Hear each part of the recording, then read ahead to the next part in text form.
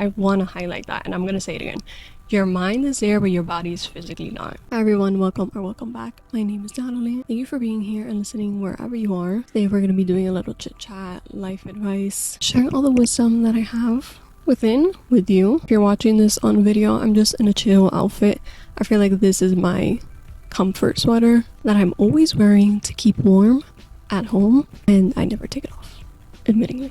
So I feel like it's a perfect time to just like sit, chit chat. I have a mic with me today. I didn't have a mic before, but I feel like this makes the audio a bit more crisp, and also it's just like really fun and official. I want to get into today's topic, which is outgrowing your environment, because it is something that I think about often, and it is something that I go through. Talk about what exactly means to outgrow your environment, how it feels, how to go about it, because it is a pretty difficult feeling, and what to do in the meantime if you can't change your environment, which is really important. To outgrow your environment means that you no longer relate to where you physically are. You've outgrown it in some kind of capacity, whether that be mental or it could be physical as well, just in terms of how you dress, in terms of how you go about your life, in terms of the places that you go to. But a big part of it is the mental aspect. You feel like you no longer relate to it. You feel like there's nothing there for you anymore. You want to always be in an environment that you can extract good things out of, whether that be positivity, good vibes, good people, good advice, positive way of living. It also could do with lifestyle changes. So if you decide that you want to change your interests, your ways of going about your health, you're prioritizing new things in your life now, and if your environment isn't doing the same, if your environment isn't growing with you, then you feel stuck and you kind of question, okay, is there anything here for me anymore? I go through this same exact thing because I'm in my 20s, I'm 25, and I live at home with my parents, and I have physically never moved from the house that I grew up in, which is a blessing, but also I feel like I haven't lived life truly. Like I haven't gone new places, I haven't just experienced life in general. So I feel many times that I'm lacking, and I feel like I want something different. I want a change so badly, just because my physical environment and what it looks like has always been the same, and I try my best to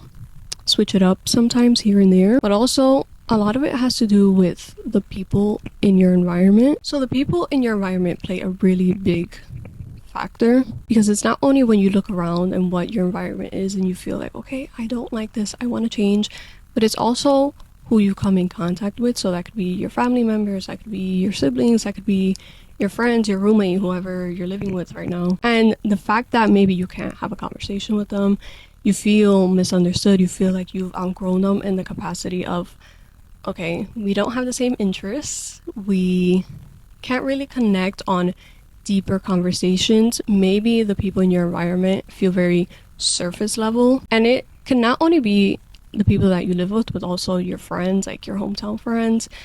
Hometown things are a really big thing because you feel like you've outgrown your hometown, and even that I can also relate to. You know, my hometown, again, I've never moved ever, so I've been here my entire life, and it's like, okay, I'm no longer friends with people from middle school, I'm no longer friends with people from high school, I don't really keep in touch with them, and I don't care to, but I no longer have that connection to my hometown.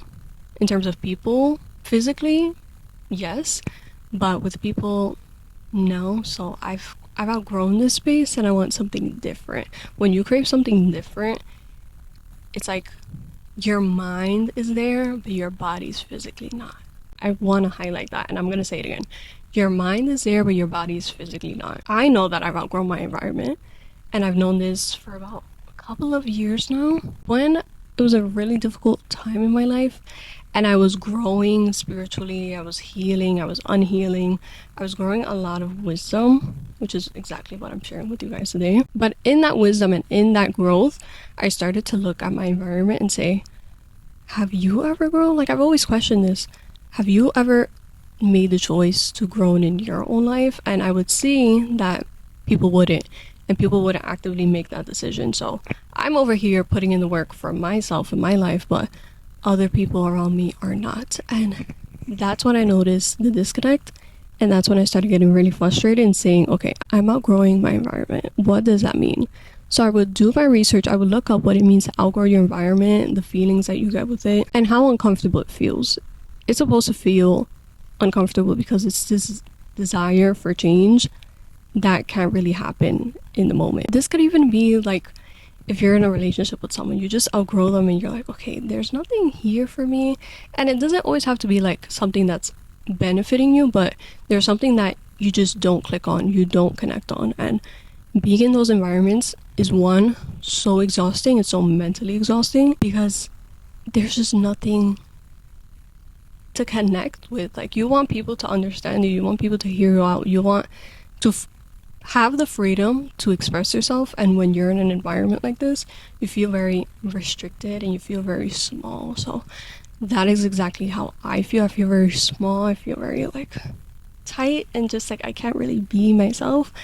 I have gotten better with this, just like, you know what, F it, I'm just gonna be myself, and whoever finds it strange, whoever is not used to it, then that's their problem, it's not really mine. But during this time of where you feel like you've outgrown your environment, you have to learn the hard way how to be comfortable in the environment that you were in until the change comes in. This is the big part, and this is where I'm at in my life right now. I crave that change and that desire to just like change my physical environment. Like, I want to move out, and I know I need to move out because it's something that's calling me. But also with this change in like mentality and lifestyle, I want to experience something different. So I really want to move out, and I feel like I want to get into that new chapter of my life. That's also what it is that there's more chapters in life, and you kind of want to move on to the next thing and see what's out there. So it's not a bad thing, and don't let anyone make you feel like that's a bad thing. But this is where the hard part comes in, because this is where you see, okay, there's no change that I can physically see with my own eyes, and how it's gonna happen, and how I'm gonna move from this environment, or how I'm gonna get away from these people, how I'm gonna break off this friendship, how I'm gonna break off this relationship. How am I gonna do it? How is it gonna be possible?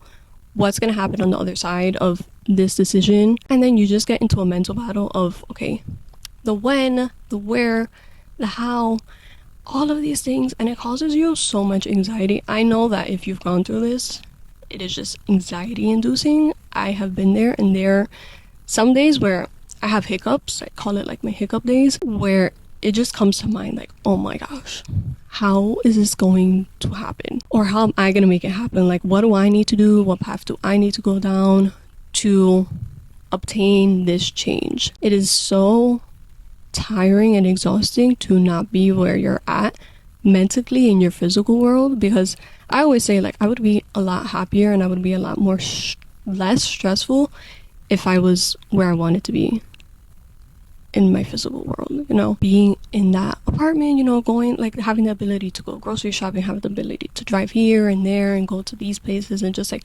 live this dream lifestyle that I have for myself. But I can't yet, and there's something in the in-between that I need to do and that you need to do in order to get from point A to point B. What is that? And that was where you have to self-reflect on your own life and question what season you're in your life, because there are seasons for a reason, and chances are if you're not there yet, it's for a reason. And maybe you have to keep learning something, maybe you have to unlearn something, or unlearn a bad habit, maybe you have to stop a certain way of thinking, a certain way of acting, work within that first until I get to that point B that I've always wanted to be in, and an environment where I feel like I'm accepted in. And I feel like acceptance is a big thing, because when you outgrow your environment, you don't feel like you fit anymore. It's not a place where you're meant to be, it feels like. So when that new chapter does come in, you know that you're gonna feel accepted, you know that you're gonna have all of the things that you didn't have before. But it comes first with that season that you're in. So for example, the season that I'm in, I would classify it as just like, I have to be on my own right now. I have to really put my head down and work and just grow with myself and grow my relationship with my faith, because my faith is going to take me to that place, like my trust, and not having to worry. I have so much anxiety on how it's going to happen, but I have to let it go and just practice, like, okay, trust, I'm going to do my part, and then God will do his, and then whatever happens, it's like, only the good, best things will happen because I have that faith. So that's the season that I'm in. I really want you to figure out what season you're in, because it's going to really help ease that process of, okay, I don't like this environment that I'm in. It's uncomfortable. It's making me really angry. But until I get to the next place and the next environment that I really want to be in, and the environment that is for me, what do I need to do? And that comes again with a lot of self-reflection. It comes with a lot of research as well. So you could just keep looking up videos, looking up articles, reading, learning more. Like, never get tired of learning and never get tired of applying things, because this is a time where tests are going to come up and it's going to be hard, but it's going to be so much rewarding once you get it down and once you know how to respond to it. And then it's going to be even more rewarding once you get to that environment that you really want to be in. Another thing that I would say is that when you outgrow your environment, you learn a lot about different types of people. So let's say you're in an environment, let's say like family members who are narcissists, who are gaslighters, who are victim blamers, all of the things. And when you know that you're doing better for your own life, these types of people become very difficult to work with, to be around. Even in your workplace, this could really apply to any environment that you're in. Like, let's say if you're working a job and you're around people who are just always gossiping, who are just always negative, and you're not the type of person to get into that gossiping and negativity. You're like, okay, I don't fit in here. I'm still gonna come in and do my job. I'm still gonna come in and focus on what I need to do and just live my everyday life. But eventually, I don't think that this job is well suited for me. I need to get out of here because it's not really working for me mentally. And also, it's draining me physically. You know, I feel sick. I feel tired coming in here.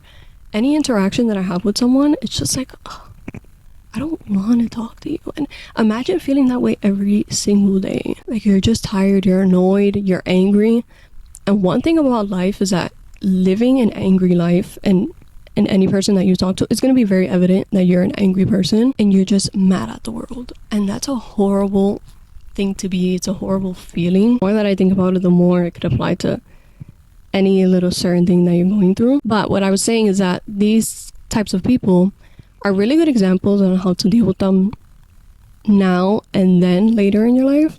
So if you're dealing with people who are just like narcissists and who are is really bad for you, I feel like practicing how to interact with them and how to respond to them, how to not respond to them, is going to be really beneficial now if you get it down, because the world is full of those people and you're going to come across them again. But once you come across them again in another environment, then you know how to work better and just kind of respond better or not respond at all. You kind of feel more at ease when you know how to go about these people because you dealt with them before. What can I take out of this environment that I'm in now to apply later in life? Because once you get into a new environment, I guarantee it's not going to be all sunshine and rainbows. Like, it'll be better for you, yes, mentally especially. It'll give you a lot of peace. Life is still life and life isn't easy. So you're going to still have challenges, but chances are where you were